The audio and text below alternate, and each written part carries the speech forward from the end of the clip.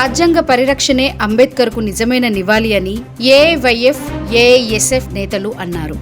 AIYF, ఏఐఎస్ఎస్ ఆధ్వర్యంలో ఘనంగా భారత రాజ్యాంగ నిర్మాత డాక్టర్ బిఆర్ అంబేద్కర్ 135వ జయంతి వేడుకలు మల్లాపూర్ ప్రధాన కూడలి వద్ద ఉన్న అంబేద్కర్ విగ్రహానికి పూలమాలలు వేసి నివాళులర్పించారు. ఈ సందర్భంగా ఏఐవైఎఫ్ రాష్ట్ర కార్యదర్శి కె ధర్మేంద్ర, ఏఐవైఎఫ్ మేడ్చల్ జిల్లా కార్యదర్శి టి సత్యప్రసాద్ మాట్లాడుతూ అంబేద్కర్ గారు నిర్మించిన భారత రాజ్యాంగం దేశానికి దిక్సూచి అని, ప్రజాస్వామ్యానికి పునాది అని పేర్కొన్నారు. సమానత్వం, స్వేచ్ఛ, సౌభ్రాతృత్వం అనే మూల సూత్రాలతో రూపొందించిన రాజ్యాంగాన్ని నేడు కేంద్ర ప్రభుత్వం ఆర్ఎస్ఎస్ భావజాలం ద్వారా బలహీనపరిచే ప్రయత్నాలు జరుగుతున్నాయని తీవ్రంగా ఖండించారు.